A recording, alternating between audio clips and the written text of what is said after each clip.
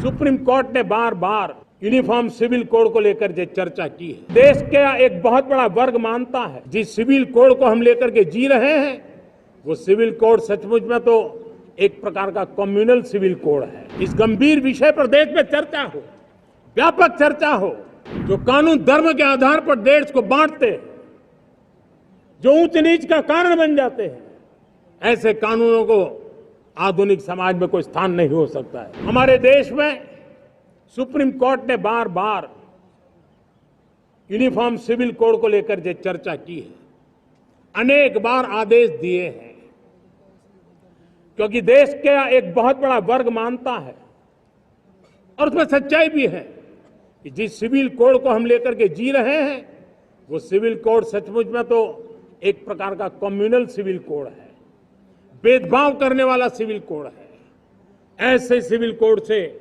जब संविधान के 75 वर्ष मना रहे हैं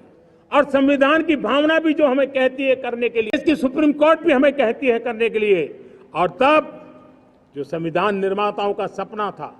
उस सपने को पूरा करना हम सबका दायित्व है। और मैं मानता हूं इस गंभीर विषय पर देश में चर्चा हो, व्यापक चर्चा हो, हर कोई अपने विचारों को लेकर के आए और उन कानूनों को, जो कानून धर्म के आधार पर देश को बांटते हैं, जो ऊंच नीच का कारण बन जाते हैं, ऐसे कानूनों को आधुनिक समाज में कोई स्थान नहीं हो सकता है। और इसलिए मैं तो कहूंगा अब समय की मांग है कि देश में एक सेकुलर सिविल कोड हो। हमने कम्युनल सिविल कोड में 75 साल बिताए हैं,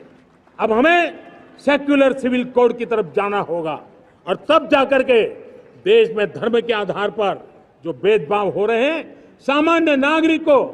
जो दूरी महसूस होती है, उससे हमें मुक्ति मिलेगी।